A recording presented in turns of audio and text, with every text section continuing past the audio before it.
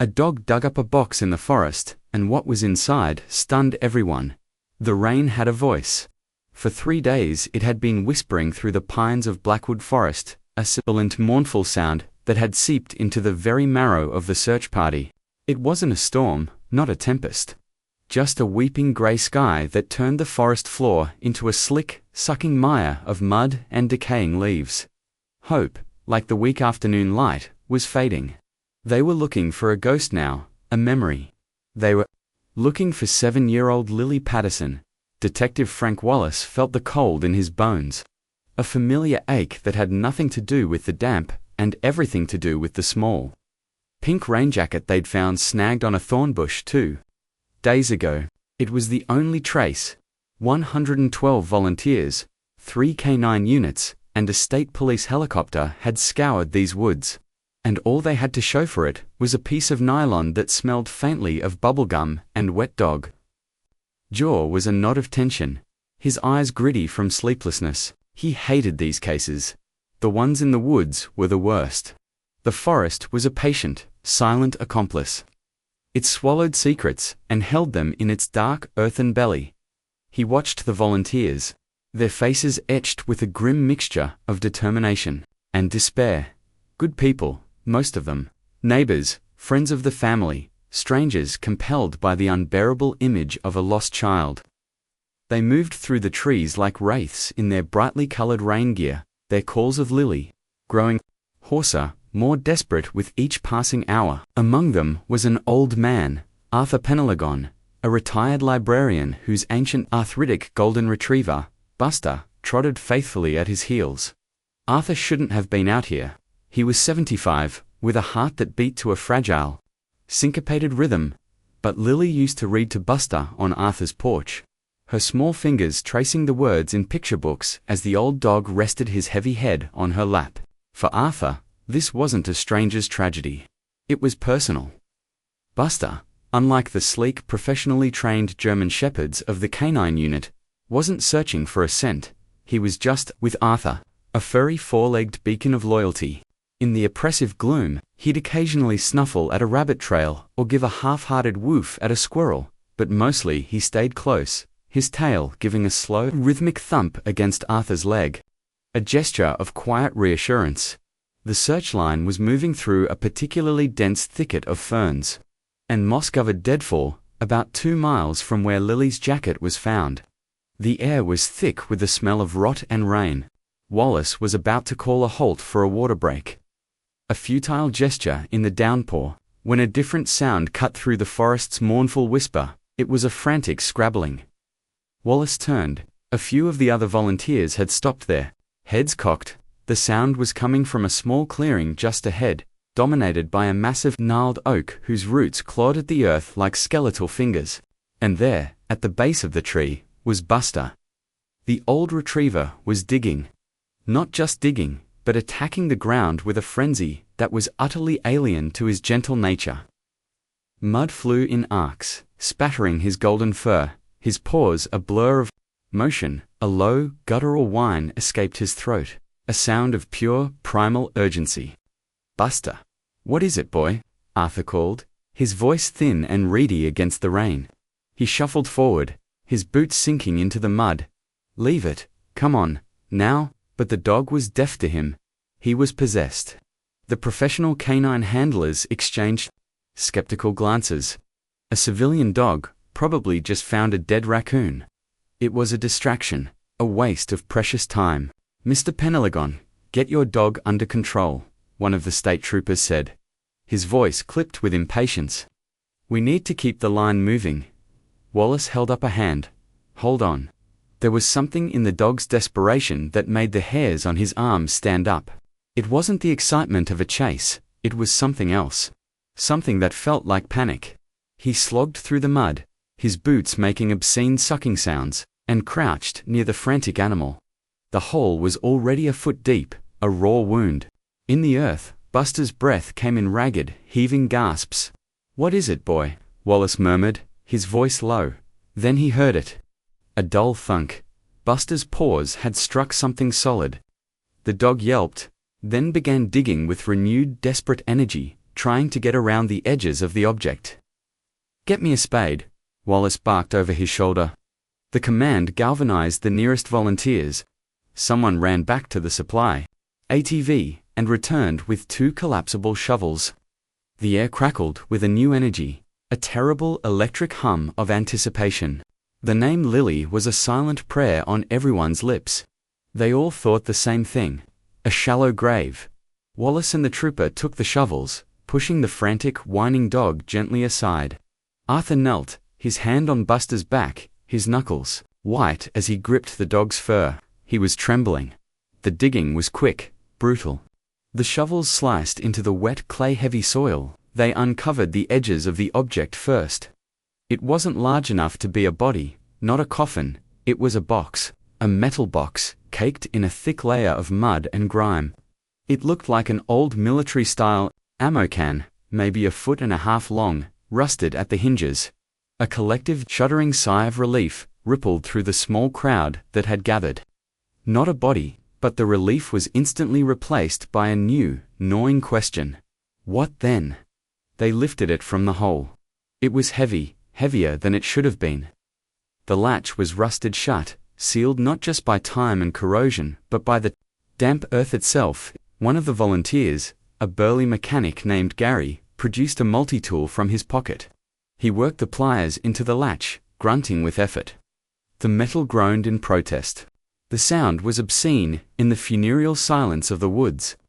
A silence now broken only by the patter of rain and Arthur's soft, continuous shushing of his agitated dog. With a final sharp crack, the latch broke. Wallace's heart hammered against his ribs. He felt a dozen pairs of eyes on him, a weight of expectation that was almost physical. He took a deep breath, the cold, wet air stinging his lungs, and lifted the lid. The first thing they saw was a splash of color. Tucked inside, nestled on a bed of what looked like dry leaves and grass, was a small, hand-drawn picture. It was drawn in crayon, the lines thick and childish. A little girl with bright yellow hair and a pink dress stood next to a tall, dark figure, but the figure wasn't a person. It was a monster. It had no face, just a black scribbled-out oval.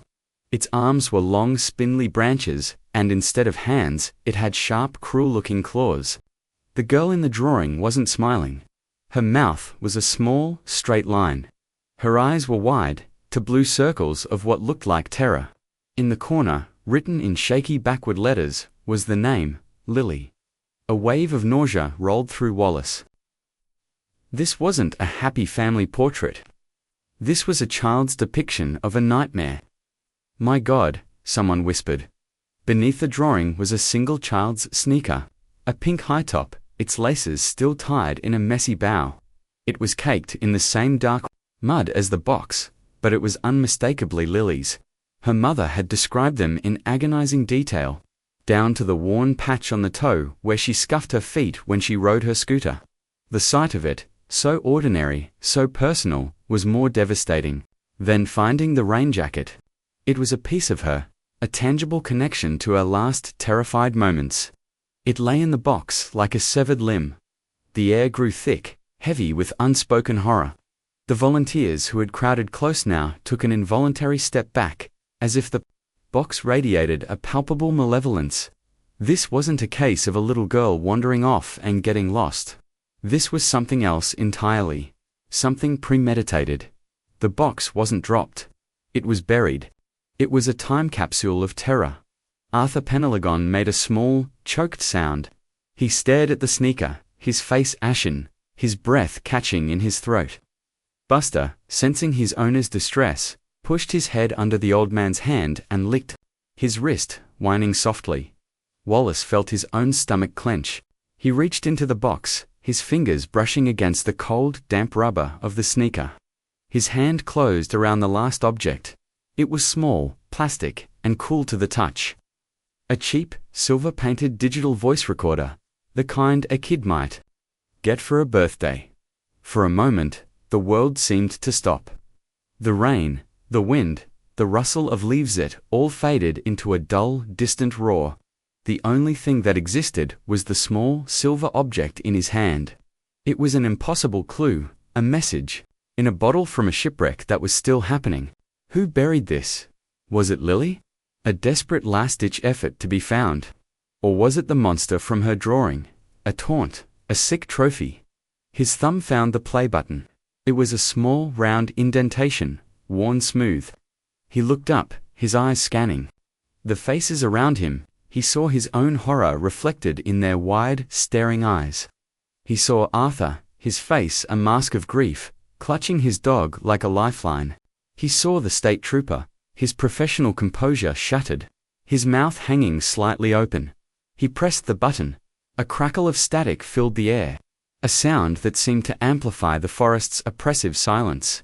And then, a voice. It was small. It was a child's voice. It was Lily Patterson, but she wasn't crying, she wasn't screaming. Her voice was a high, trembling whisper, laced with a fear so profound it was almost silent. "Please don't," the tiny voice whispered from the speaker. "A ghost in the machine.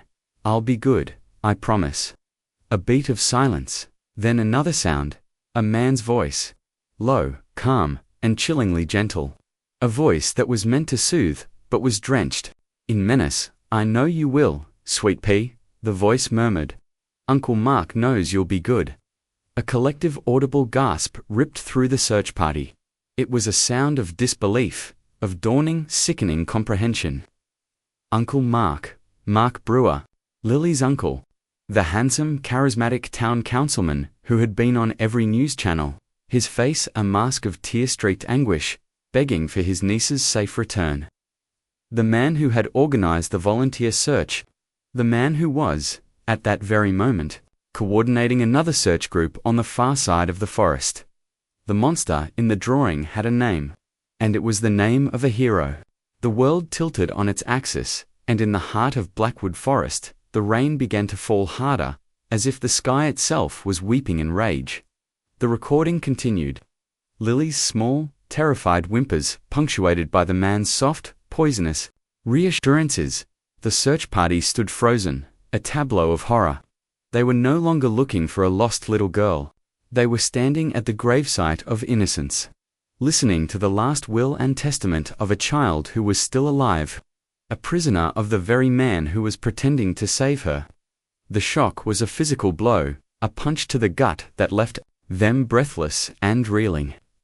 The forest, which had seemed a place of passive sorrow, was now an active crime scene, a hunting ground where the predator was hiding in plain sight, wearing the face of a grieving loved one, and in the center of it all stood a detective, holding a small silver recorder that had just blown a hole through the heart of their community, revealing a darkness so profound and so close to home that no one would ever feel safe again. The voice on the recorder was a whisper, but it screamed a truth that was more terrifying than any monster in a fairy tale. The monster was real, and he was one of them. The immediate aftermath was chaos rendered in slow motion. The trooper next to Wallace fumbled for his radio, his hand shaking so badly he could barely unclip it.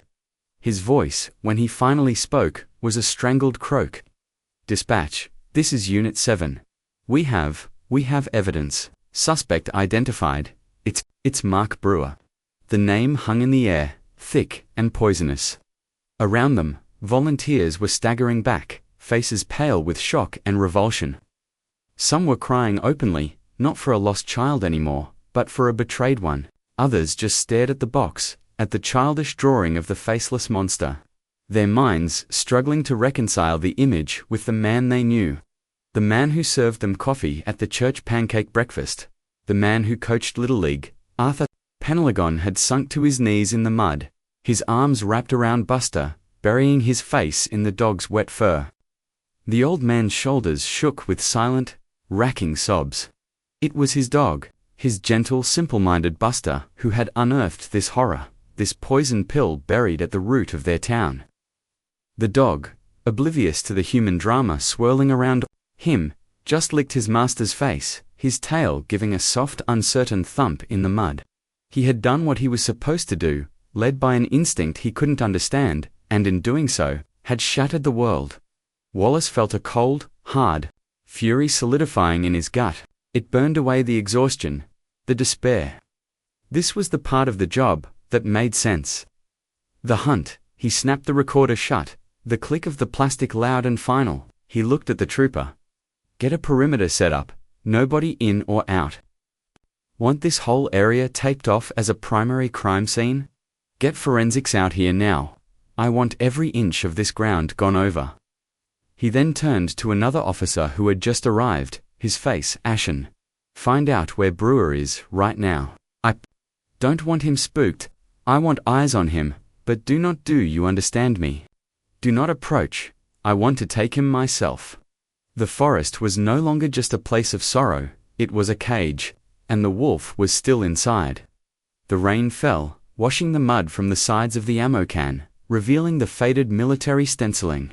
Beneath it was a relic of some long-forgotten war, repurposed now for a new and terrible battle. A battle for the life of a little girl who had trusted the wrong person. The recording had been a bombshell, but Wallace knew it was just the beginning. The box was a Pandora's box, and they had just lifted the lid. What other horrors lay buried in the dark, secret places of Mark Brewer's life? The search for Lily wasn't over. It had just begun, and now, it was a race against the clock they couldn't see. A desperate fight against a monster who wore the face of a friend. The name, Mark Brewer, had always been synonymous with light. In the small, tightly knit community of Northwood Creek, he was the golden boy, the favorite son. At 34, he was impossibly handsome. With a smile that could disarm the most cynical old-timer, and eyes the color of a summer sky. He was a former high school quarterback who'd led the town team to a state championship. A success story who'd gone to college on a scholarship and returned. Not with the arrogance of a city slicker, but with a humble desire to serve his hometown. He'd been elected to the town council with a record majority. He ran the annual charity fun run. He was the first to volunteer when the church roof needed fixing. The first to donate blood. The first to offer a ride to an elderly neighbor. He was, in short, everything a good man was supposed to be. His older sister, Sarah Patterson, had always adored him. Growing up, he was her protector, her confidant.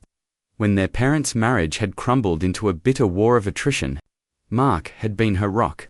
He was the one who held her when she cried, the one who promised her that things would get better, and they had. She'd married a kind, steady man, Tom Patterson, a local contractor. They'd built a life, a home. And then they had Lily. Lily was the center of their universe. A bright, bubbly spark of a child with her mother's dark curly hair and her uncle's brilliant blue eyes. And from the moment she was born, Uncle Mark was her shadow. He wasn't just an uncle, he was her best friend. He taught her how to ride her bike, built her the most magnificent treehouse in the neighborhood, and had an endless supply of silly knock-knock jokes that could make her giggle until she couldn't breathe. When Sarah and Tom needed a babysitter, Mark was always the first and only call. Don't be silly, he'd say, waving away their offers of payment. Spending time with my favorite girl is all the payment I need. He'd look at Lily with an expression of such pure, unadulterated love that it made Sarah's heart ache with gratitude. He was the perfect uncle. This was the man whose voice they had heard on the recorder. This was the monster in Lily's drawing. Sarah Patterson was a ghost haunting her own home. For 3 days, she had existed in a fog of sleepless, tear-drenched agony. She drifted from room to room, her hand trailing along the walls, her fingers brushing against the framed photos that lined the hallway. Lily, at her first birthday, face smeared with cake. Lily on her first day of school, her backpack almost as big as she was. Lily and Uncle Mark at the beach, building a sandcastle, his handsome face beaming with pride as she placed a seashell on the highest turret. Sarah would stop at that photo, her fingers tracing the outline of her brother's smiling face, and a fresh wave of nausea would wash over her. He had been her rock during this nightmare, the one holding her up, telling her they would find her, that they wouldn't give up hope. He had organized the search parties, briefed the media, held her hand until his knuckles were white. He had wept with her. How could a man's tears be a lie?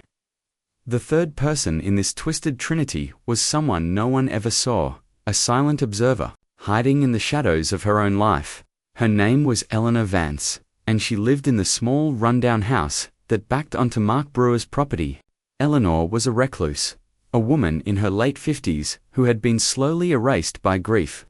Her husband had died a decade ago, and her only son had been killed in a car accident 2 years after that. The light had gone out of her world, and she had retreated into the twilight. Her curtains were always drawn. She had her groceries delivered. The highlight of her day was watching the birds at the feeder in her overgrown, neglected backyard. Her yard was separated from Mark's immaculate, professionally landscaped garden by a tall, thick hedge of arborvitae. But there was a small gap in the hedge, a place where a deer had pushed through years ago, that Eleanor had never bothered to fix. It afforded her a narrow, tunnel-like view of her neighbor's back patio and a sliver of his living room window. She never spied, not intentionally, but sometimes, as she sat at her kitchen table with her morning tea, her gaze would drift through the gap. She saw Mark hosting barbecues, his laughter carrying over the hedge. She saw him meticulously pruning his rose bushes. She saw him playing with Lily in the backyard, pushing her on the swing he had built. Their laughter, a bright, happy sound that was a painful reminder of everything she had lost. But she had seen other things too.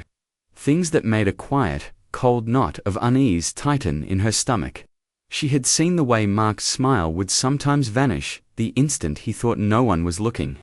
Replaced by an expression of such cold, flat emptiness it was like looking at a mask. She had seen him talking to Lily, his face close to hers, his voice too low to hear, and had seen the little girl flinch, a tiny, almost imperceptible movement that Eleanor, a connoisseur of sorrow, had recognized as fear.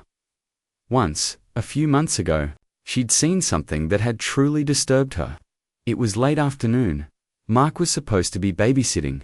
She saw him lead Lily out to the patio. He was holding a small bird, a sparrow, that must have flown into a window. The bird was stunned, its wings fluttering weakly. Lily, an animal lover, reached out a gentle hand to touch it. Mark stopped her. He held the bird up, looked at it for a long moment, and then, with a calm, deliberate motion, he had crushed it in his fist. Eleanor had gasped, her hand flying to her mouth. Lily had screamed, a short, sharp cry of horror. And Mark had turned to her, his face no longer handsome, but twisted into something ugly and cruel. He'd said something, and Lily had shrunk back, her face pale, her body trembling. Then, as if a switch had been flipped, his charming smile returned.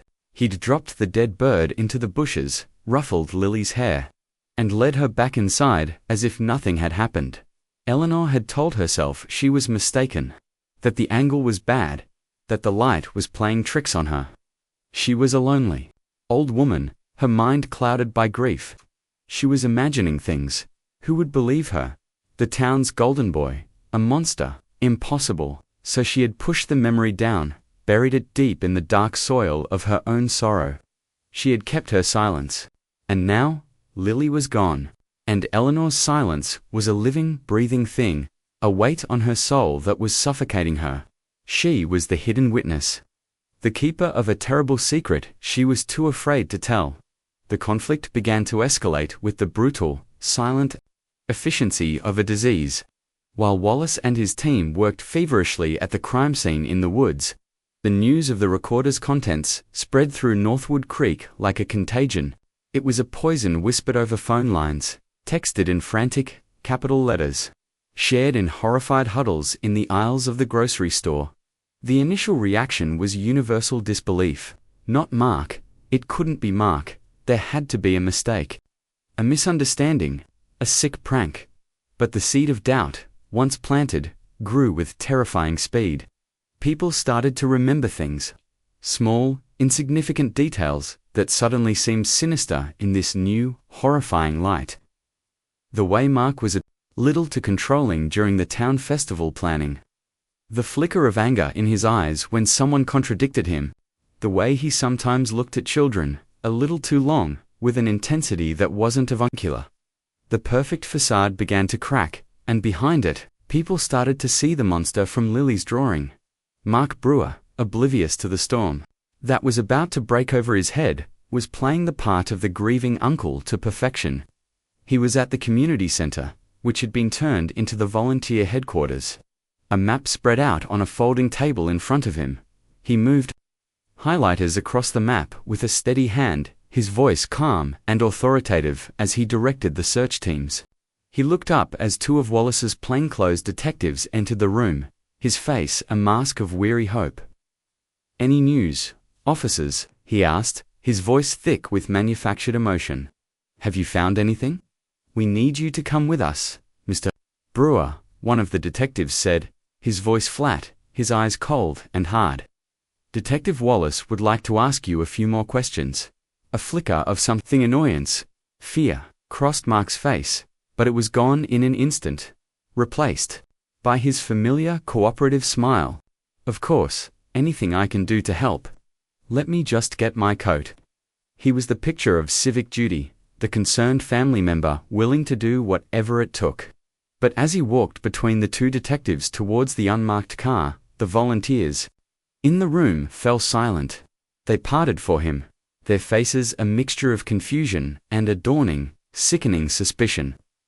The whispers followed him out the door, the word recorder spreading like wildfire. For Sarah Patterson, the world had fractured into a million sharp, glittering pieces. When Wallace had come to her house, not with news of finding Lily, but with the voice recorder, she had refused to believe it. She had screamed at him, called him a liar, accused him of trying to frame her brother to close the case. "My brother loves her," she had shrieked, her voice raw with pain and fury. He would die for her. Wallace hadn't argued. He had simply pressed play. Hearing Lily's terrified whisper, hearing Mark's calm, monstrous reply was like having her soul ripped from her body. The man whose voice she heard was not her brother. It was a stranger, a demon wearing her brother's face. The entire history of her life, her trust, her love for him, collapsed into a pile of ashes. The rock she had clung to her whole life had been a viper all along. The betrayal was absolute, a poison that contaminated every memory she had of him. His hugs, his jokes, his gifts, his tears, all of it a lie. A performance. She was now a prisoner in her own home, with a police guard stationed outside. The media had descended on their quiet suburban street like vultures, their news vans parked bumper to bumper, their long-lensed cameras pointed at her front window. She couldn't grieve, she couldn't even breathe. She was the sister of a monster, the mother of his victim. She felt the town's eyes on her, their pity curdling into suspicion. Did she know? How could she not have known? The questions were unspoken, but they hung in the air, as thick and suffocating as smoke. Her husband, Tom, was a rock, but even he was crumbling under the strain. He paced the house like a caged animal, his face a mask of helpless rage. He had trusted Mark to be, had welcomed him into his home, treated him like a brother. Now, the thought of Mark's hands, the hands that had built his daughter's treehouse, touching his child, made him physically ill. The injustice was a living thing in their house, a third presence that sat with them at the dinner table, that lay between them in bed at night. They were trapped in a nightmare, and the monster at the center of it was family. Meanwhile, the antagonist was growing bolder. At the police station, Mark Brewer was the picture of cool, indignant outrage. He wasn't scared, he was angry. He sat in the interrogation room, leaning back in his chair. His arms crossed over his chest, a look of utter disbelief on his handsome face. "A recording," he said, his voice dripping with contempt. "You're basing this on a recording. This is insane, Frank. You know me, I've lived here my whole life. You think I would hurt my niece? I think you'd do whatever it takes to get what you want," Wallace said, his voice quiet, his eyes never leaving Mark's. "And I think you wanted Lily." Mark laughed, a short, sharp bark of a laugh that held no humor. "This is a joke, a sick joke. Someone is trying to frame me. Did you ever think of that? Someone who hates me, someone who's jealous of me. They kidnapped Lily, and they're trying to pin it on me." He leaned forward, his blue eyes flashing with what looked like righteous fury. "While you're wasting your time with me, the real monster is still out there with my niece. You're letting him get away? He was good. He was very, very good. He twisted every accusation, deflected every question. He painted himself as the victim, a man betrayed by a malicious, unseen enemy and an incompetent police force. He was so convincing, so charismatic, that for a fleeting moment, even Wallace felt a sliver of doubt. But then he would remember the sound of Lily's voice on the recorder, the pure, undiluted terror in that tiny whisper, and the cold fury would return. Mark's cruelty was not just in his denial. It was in the way he wielded his family's pain. As a weapon. "You're tearing my sister apart," he said to Wallace, his voice breaking with emotion. "She's already lost her daughter. Now you're trying to take her brother away, too. Have you no decency?" He was using Sarah's love for him as a shield, hiding behind her agony. It was a masterful performance of manipulation, a public display of grief that was designed to create sympathy and doubt, and it was working. Factions were beginning to form in the town. Those who believed the police, and those who believed Mark. "He's a good man," they would argue. "The police are desperate. They botched the search, and now they need a scapegoat." Mark's friends, his supporters on the town council, began to make noise. They called for Wallace's resignation. They organized a Justice for Mark rally on the steps of the town hall. The public narrative was shifting, the waters deliberately muddied by a man who was an expert at controlling perceptions. Lily's face on the missing posters was being replaced by Mark's handsome, persecuted face on protest signs. The victim was being erased, her abuser recast as a martyr. For Eleanor Vance, the hidden witness, every news report, every whispered rumor, was a turn of the screw. The silence she had kept was no longer a passive choice. It was an act of complicity.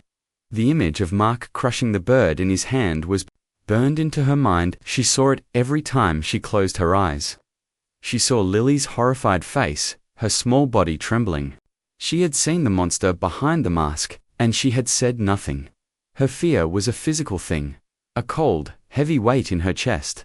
Mark was powerful, he was beloved. She was a nobody, a crazy old widow, who would believe her against him. Knew where she lived, he could hurt her. Her house, once her sanctuary, now felt like a trap. Every creak of the floorboards, every rustle of leaves outside her window, sent a jolt of terror through her. She would sit at her kitchen table, her hands shaking so badly she couldn't lift her teacup, and stare at the gap in the hedge, at the house where the monster lived. Her conscience was at war with her fear. To speak up was to put herself in danger. To invite the world's scrutiny, to have her grief-stricken mind picked apart by lawyers and reporters. But to remain silent. To remain silent was to let him win. It was to be an accomplice to his evil. It was to fail that little girl, the one whose laughter she had sometimes heard over the hedge. A sound that had been a brief, bright spark in her own dark world. The weight of that choice was crushing her, the escalating conflict in the town a reflection of the brutal war being waged within her own soul. The injustice was no longer just about Lily. It was about the truth, and Eleanor was the only one who held the key. But she was too terrified to turn it. The pressure cooker that was Northwood Creek was about to explode. Mark Brewer, released after 48 hours due to insufficient evidence beyond the recording, walked out of the police station into a blaze of camera flashes and a crowd of cheering supporters. He was a conquering hero. He raised a hand. To the crowd, a single perfect tear tracing a path down his cheek. He didn't speak to the press. He didn't have to. His lawyer, a slick, high-priced shark from the city, did the talking for him. "Mr. Brewer is the victim of a tragic and malicious smear campaign," the lawyer announced, his voice booming with authority. "He is a grieving uncle, desperate for the safe return of his niece, who has been forced to endure a nightmare of false accusations. We have full faith that the real perpetrator will be brought to justice. And we have full faith that Detective Wallace will be held accountable for this reckless and unprofessional investigation." It was a declaration of war. Mark was no longer just denying his guilt, he was on the attack. He retreated to his pristine home, a fortress of suburban perfection, and began to orchestrate his defense. He gave a single, heart-wrenching interview to a national news anchor, filmed in his own living room. A framed photo of him and Lily placed strategically on the mantelpiece behind him. He wept on camera. He spoke of his love for his niece, his devastation, his faith in God. He was magnetic, compelling, and utterly believable. He was winning. For Sarah and Tom, it was a public humiliation. They were trapped, watching the man who had stolen their daughter be celebrated as a victim. Friends stopped calling. People crossed the street to avoid them. The Justice for Mark signs on their neighbors' lawns were like daggers in their hearts. They were being gagged by an entire town, their reality denied, their pain dismissed. The search for Lily had officially stalled. The police had no new leads. The volunteers had dwindled, their energy diverted to defending Mark's reputation. The monster was not only free, he was thriving. He was feeding on the town's doubt, growing stronger with every lie. The injustice was a suffocating blanket. And for Sarah, Tom, and a guilt-ridden old woman in the house next door, it felt like there was no air left to breathe. The turning point came not with a bang, but with a click. A quiet electronic click that would unravel the entire conspiracy. Eleanor Vance sat in the dark of her kitchen, the silence of her house a tomb. For 2 weeks, she had lived in a state of paralyzed fear. Watching the news, watching Mark Brewer's triumphant return to public life. She saw him on TV, his face a mask of noble suffering, and she felt a rage so pure and so cold it finally burned through her terror. The memory of the crushed bird, of Lily's small horrified face, would not let her rest. Her silence was a betrayal, not just of Lily, but of her own son, of her own lost life. What was the point of being safe if you had no soul left? Her son David had been a tech geek, a tinkerer. After he died, she had packed up his room, unable to part with his things, his old computer, his collection of hard drives, his strange gadgets. They were all stored in boxes in the spare room. On a sudden, desperate impulse, she went to that room, the air thick with dust and memory. She didn't know what she was looking for. A sign? Absolution? She opened a box labeled Old Projects. Inside, amongst a tangle of wires and circuit boards, was a small black device that looked like a Wi-Fi router. It had a long, coiled antenna. She remembered David being excited about it years ago. "It's a long-range Wi-Fi extender, Mum," he had explained, his eyes bright with passion. "Super powerful. I can pick up signals from half a mile away." It had been one of his many obsessions. He'd set it up, tinkered with it for a few months, and then, like most of his projects, it had been replaced by a new one and eventually packed away. But he had left it running, and it had been connected to his computer, which had a massive multi-terabyte backup drive. David was a data hoarder. He believed in redundancy. He had set up a program that automatically captured and backed up any open, unsecured network data it could find. It was just a hobby, a way to test the limits of his homemade gear. He wasn't looking for anything specific. The program just collected. Eleanor's hands trembled as she found his old desktop and powered it on. It whirred to life, a ghost from her past. She wasn't a computer person, but David had been a patient teacher. She navigated to the backup drive. It was a labyrinth of folders, named with cryptic dates and network IDs. She almost gave up a dozen times. What was she even looking for? Then she saw it. A network ID she recognized. Brewer_guest. Mark's guest Wi-Fi. He was so proud of his smart home, always boasting about his high-tech security.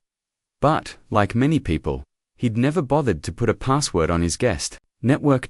Her heart hammered against her ribs. She clicked on the folder. It was filled with thousands of data packets, meaningless strings of code. But the backup program had a simple sorting function, by file type. She sorted by video. Dozens of files appeared.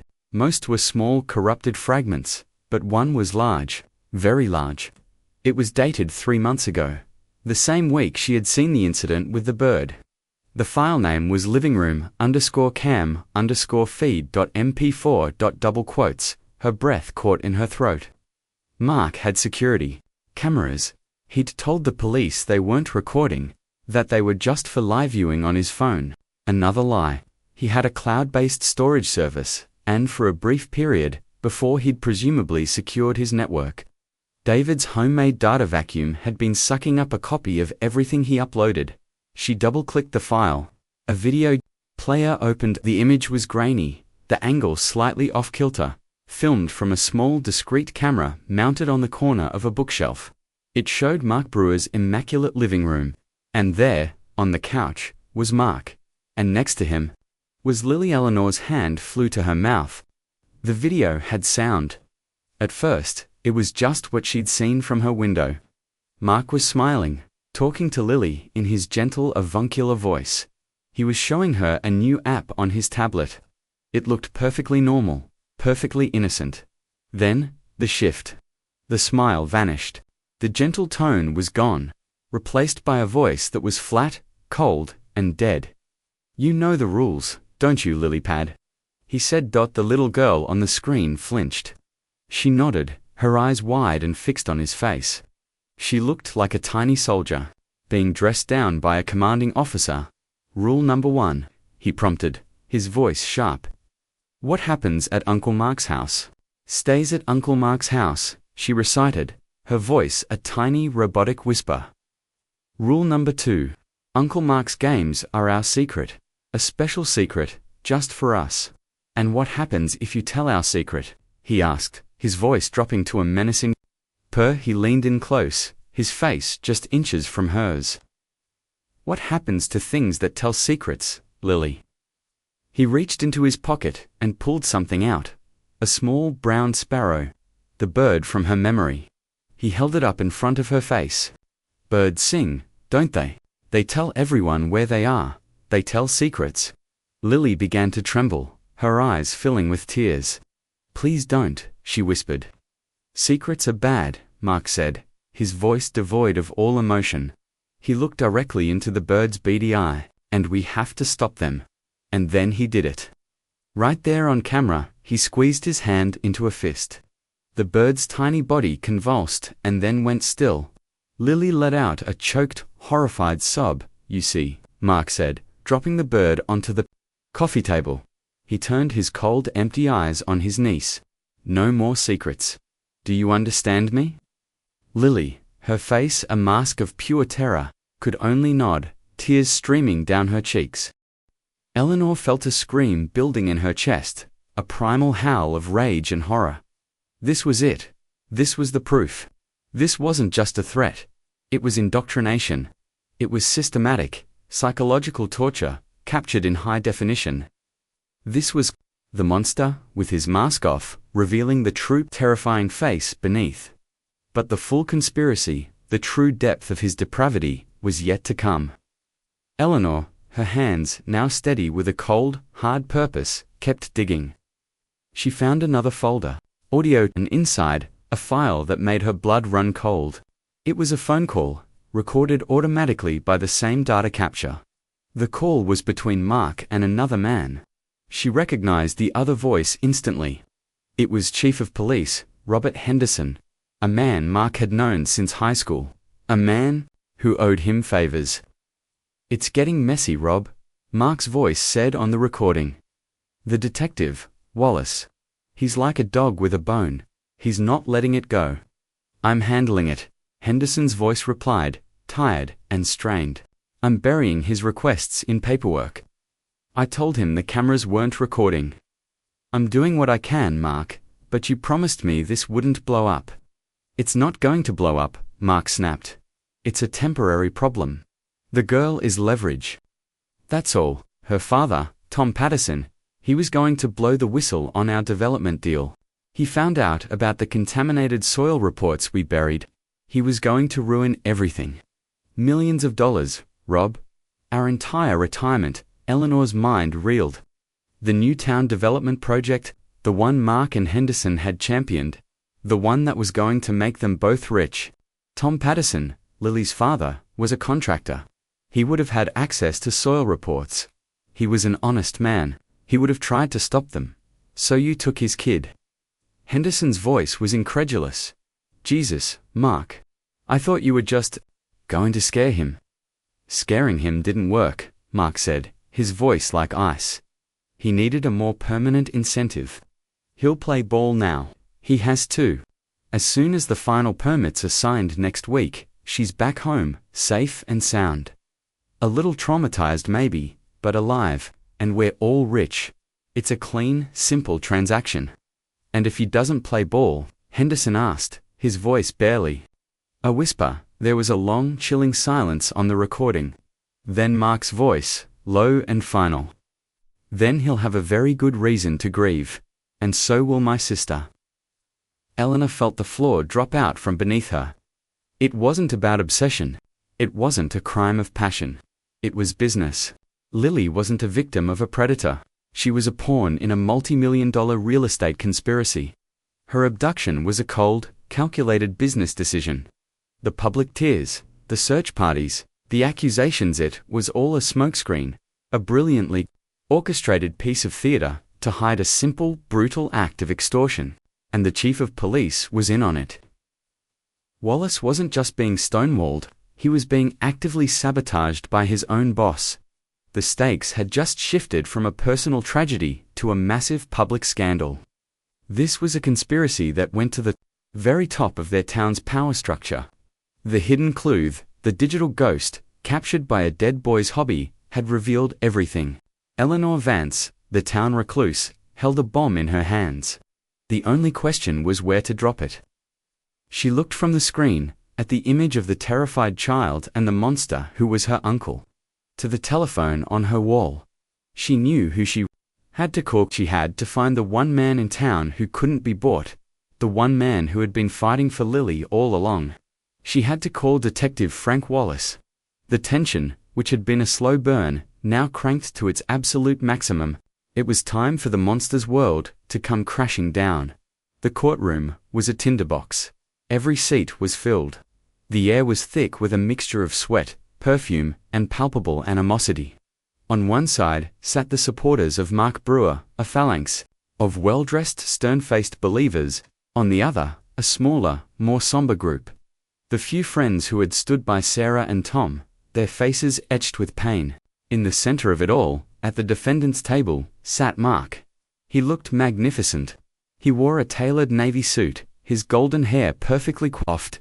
He looked not like a man on trial for kidnapping and conspiracy, but like a CEO about to close a major deal. He occasionally glanced over at the jury, offering them a small, sad, confident smile. He was performing. The trial had been a circus. Mark's lawyer had systematically dismantled the prosecution's case. The voice recorder found in the woods. A clever fabrication, easily faked. The child's drawing. The fantasy of an imaginative little girl. The lack of physical evidence was his trump card. Lily was still missing. No body, no crime scene, no confession. All the prosecution had was circumstantial evidence and the testimony of a grief-stricken, mentally unstable mother, and a reclusive, paranoid old woman. He had painted Eleanor Vance as a delusional hysteric during his cross-examination, picking apart her testimony until she was a trembling, weeping mess on the stand. The prosecution's case was on the ropes. Wallace, sitting behind the prosecutor, felt a cold dread creeping into his stomach. He had the video. He had the audio of the phone call. But Mark's lawyer had filed motion after motion to have them thrown out. Illegal surveillance, he had argued. Fruit of the poisonous tree, obtained without a warrant by a civilian vigilante. The judge, a cautious by-the-book man who was clearly intimidated by the political pressure, had yet to rule on their admissibility. If he ruled against them, Mark would walk. Today was the day. The prosecutor, a young, earnest man named David Chen, stood to call his final rebuttal witness. The prosecution calls Detective Frank Wallace to the stand. Wallace walked to the witness box, his face grim. He felt the hatred from Mark's supporters like a physical force. He swore the oath, his voice steady. Chen began. Detective, you have been leading the investigation into the disappearance of Lily Patterson from the beginning. Is that correct? Yes. And throughout your investigation, you have faced obstacles. Objection. Mark's lawyer shouted, leaping to his feet. Vague calls for speculation. Sustained, the judge mumbled. Chen regrouped. Detective, let's talk about the search for Lily. Was there anyone in particular who seemed to be controlling the flow of information? Yes, Wallace said, his eyes locking on Mark. The defendant, Mark Brewer, and Police Chief Robert Henderson. A murmur went through the courtroom. Objection, hearsay, sustained. The jury will disregard the detective's last statement. Wallace felt his frustration boiling over. They were being strangled by procedure while a monster sat smiling 10 feet away. Chen looked defeated. He had one last card to play, a desperate Hail Mary. Detective Chen said, his voice resonating with a newfound gravity.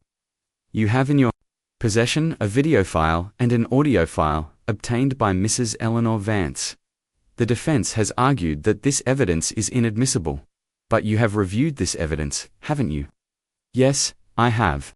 And as a 30-year veteran of law enforcement, as the lead investigator on this case, do you believe this evidence is vital to understanding the truth of what happened to Lily Patterson? Objection, the lawyer screamed, his face turning purple. He is trying to testify about the content of evidence that has not been admitted. I'll allow it, the judge said, suddenly looking interested. The question is about the detective's opinion of its importance, not its content. You may answer, detective. A crack of light. Wallace leaned into the microphone, his voice low and powerful, filling the silent courtroom. It is not just vital, he said, his gaze sweeping over the jury, then landing, like a physical blow, on Mark Brewer. It is the whole truth. It is a video of the defendant psychologically torturing his 7-year-old niece. It is an audio recording of the defendant conspiring with the chief of police to cover up a multi-million-dollar crime, using his niece's life as a bargaining chip. Pandemonium. The courtroom erupted. The judge banged his gavel, his shouts for order lost in the roar. Mark's lawyer was screaming, his face contorted with rage. Mark himself had finally lost his composure. His face was white, his charming smile gone, replaced by a mask of pure reptilian fury. He was staring at Wallace with undisguised hatred. Order. The judge finally bellowed, his voice cracking. Order in this courtroom. When the noise finally subsided, the judge looked at Wallace, his face pale. Detective, you are on the verge of a mistrial and a contempt charge. With all due respect, Your Honor, Wallace said, his voice ringing with conviction. The only thing in contempt of this court is the truth. The jury deserves to see it. The judge stared at him for a long, agonizing moment. The entire room held its breath. The fate of the trial, the fate of Lily, hung in that single moment of silence. In my chambers, the judge finally said, his voice a hoarse whisper, now. Counsel for both sides. What happened in those chambers became the stuff of Northwood Creek legend. Wallace, standing beside a trembling but resolute David Chen, played the evidence for the judge. First, the video. The judge watched, his face growing paler with every second. As Mark Brewer systematically terrorized a small child, as he crushed the life out of a helpless bird to make a point. He flinched as if he had been struck. Then, Wallace played the audio. The phone call between Mark and Chief Henderson. The cold, businesslike discussion of kidnapping, extortion, and the potential murder of a child. When it was over, there was a dead silence in the judge's chambers. The judge, a man who had seen the worst of humanity, looked physically ill. He looked at Mark's lawyer, whose face had gone from purple with rage to a pasty, sickly gray. Do you have anything to say, counselor? The judge asked, his voice shaking with barely controlled fury. The lawyer just shook his head, speechless. They returned to the courtroom. The air was electric. The judge took his seat, his face a grim, stony mask. After reviewing the evidence in question, he announced, his voice booming through the silent room. This court finds that the extreme nature of the potential crime, and the direct evidence of a conspiracy to obstruct justice by a ranking officer of the law, constitutes an exigent circumstance. The evidence is admissible. A collective gasp went through the courtroom. Mark Brewer looked like he had been shot. His face crumpled, the mask of confidence shattering into a million pieces, revealing the terrified, cornered rat beneath. Furthermore, the judge continued, his eyes blazing, based on the audio evidence. This court is issuing a bench warrant for the immediate arrest of Chief Robert Henderson on charges of conspiracy to commit kidnapping, obstruction of justice, and official misconduct. 2 bailiffs moved immediately, walking out of the courtroom to execute the warrant. The crowd was in stunned silence. This wasn't just a trial anymore, it was a coup. The corrupt power structure of their town was being dismantled before their very eyes. The prosecution may now play the evidence for the jury, the judge commanded. The lights in the courtroom dimmed. A large screen descended from the ceiling, and the show began. The video played first. The entire courtroom watched in horrified silence as their golden boy, their town hero, turned into a monster. They saw the coldness in his eyes, heard the cruelty in his voice. They saw Lily flinch. They saw her tremble. They heard her terrified, robotic recitation of his rules. When the image of Mark crushing the bird filled the screen, a woman in the jury box gasped and began to sob. Sarah Patterson let out a low, wounded moan, burying her face in her husband's shoulder. Tom just stared, his body rigid, his hands clenched into white-knuckled fists. Then, the audio Mark's voice, stripped of all its charm, filled the room, laying bare the cold, greedy conspiracy. The mention of the development deal, the contaminated soil, the casual discussion of Lily as leverage. It was the final, brutal confirmation. The motive wasn't madness. It was money. When the lights came up, the courtroom was a different place. The illusion was shattered. The supporters of Mark Brewer were silent, their faces a mixture of horror, confusion, and shame. They had been duped. They had been complicit. Mark Brewer was a broken man. His face was slick with sweat, his eyes darting around the room like a trapped animal looking for an escape that wasn't there. His lawyer was patting his shoulder, whispering to him, but Mark wasn't listening. He was staring at his sister, Sarah. And for the first time, he saw not adoration, not love, but a look of pure, undiluted contempt. That was when he broke. She made me do it. He screamed, leaping to his feet, his chair clattering to the floor. He pointed a shaking finger at his sister. She was always jealous. Jealous of my success. She and her husband, they were trying to ruin me. They were going to expose the deal. I had to protect myself.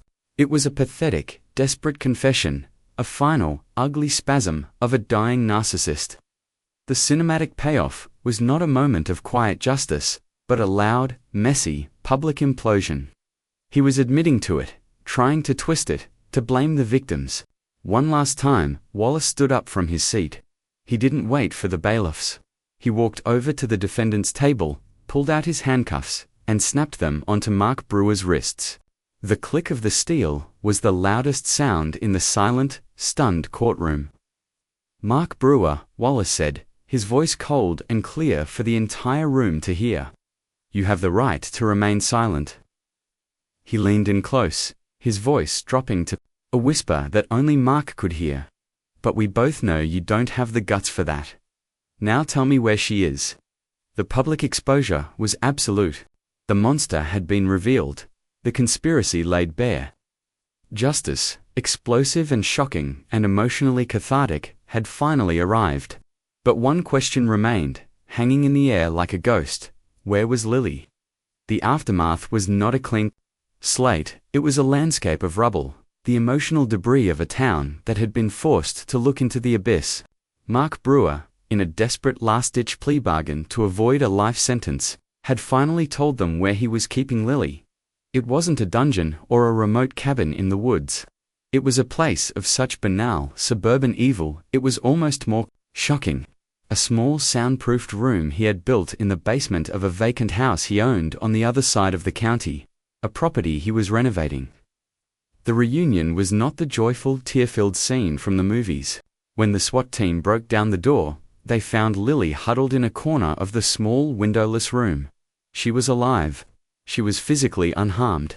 But the little girl who had been stolen was gone, replaced by a pale, silent child with Haunted eyes. When Sarah and Tom rushed to her, she didn't run into their arms, she flinched. She curled into a ball, her small body trembling, as if waiting for a blow. The light in her had been extinguished. The weeks that followed were a slow, painful crawl through a grey, muted world. Lily didn't speak. She didn't play. She sat in her room for hours, staring at the wall. She would only eat if her food was left by the door. The presence of any adult, even her own parents, seemed to terrify her. The monster had done his job too well. He had broken her trust in the world. Sarah and Tom's joy at having her back was tempered by the heartbreaking reality of what had been done to her. They had their daughter's body back, but her spirit was still a prisoner in that dark, silent room. The town of Northwood Creek was a ghost of its former self. The justice for Mark's signs were gone, replaced by a collective, unspoken shame. The friendships that had been fractured by the trial remained broken. The trust between neighbors was gone, replaced by a quiet, lingering suspicion. The development deal, the source of all the greed and evil, had collapsed into a maelstrom of lawsuits and federal investigations. Chief Henderson was in prison. Mark Brewer was a name that was never spoken aloud, a curse upon the town he had once personified. Eleanor Vance sold her house. She couldn't stand to look at the gap in the hedge, to see the pristine, empty house. Where the monster had lived, she packed her few belongings and moved to a small, anonymous apartment in a city 3 states away. She had done the right thing. She had been the hero the town needed, but it brought her no peace. The truth had come at a terrible cost. And the echoes of Lily's stolen laughter still haunted her. One crisp autumn afternoon. About a year after the trial, Wallace drove out to the Pattersons' house. He found Tom in the backyard, raking leaves. He looked older, wearier. "How is she?" Wallace asked, his voice quiet. Tom leaned on his rake, his gaze drifting towards the house. "Slow," he said. "We have good days and bad days." She started talking again, a few weeks ago, just whispers. Her therapist says, "It's a long road." As they stood there, the back door opened. Sarah came out, holding a small watering can, and behind her, clinging to her mother's leg, was Lily. She was wearing a yellow dress. Her dark curly hair had grown longer. She looked at Wallace with her wide, serious eyes, her expression unreadable. Sarah gave Wallace a small, tired smile. She wanted to water the flowers. She said softly. Lily let go of her mother and walked slowly, hesitantly, to a small pot of marigolds on the patio. She tipped the watering can, a thin stream of water darkening the soil. She didn't smile, but, for a moment, a flicker of concentration, of purpose, crossed her face. It was the smallest of things, a tiny green shoot in a barren landscape. Then, a sound from the house next door made them all turn. A moving truck was parked in the driveway. A new family was moving in. A golden retriever, young and boisterous, bounded out of the house and into the yard, barking with excitement. Lily froze. Her eyes widened, not with fear this time, but with something else, curiosity. The dog, seeing her, trotted over to the fence, its tail wagging furiously. It gave a happy yip. Lily took a hesitant step forward. Then another. She reached the fence and slowly, cautiously, extended a small hand. The dog licked her fingers. And then, it happened. A tiny, almost imperceptible curve at the corner of her mouth. It wasn't a smile, not yet. But it was the promise of one. It was the first glimmer of light after a long, dark night. Wallace felt a lump form in his throat. He turned to go, leaving the family to this small, fragile moment of grace. The cost of the truth had been immense, a wound that would never fully heal. But here, in this quiet backyard, in the tentative touch between a broken child and an innocent animal, was a bittersweet, haunting reflection. Healing was not a destination, it was a journey. And for Lily Patterson, surrounded by the patient, unwavering love of her family, that journey had finally, hopefully, begun. The emotional echo of what had happened would linger forever, a tragic reminder of the darkness that can hide behind the most familiar smiles, but also of the resilience of the human heart and its stubborn, miraculous ability to find its way back to the light.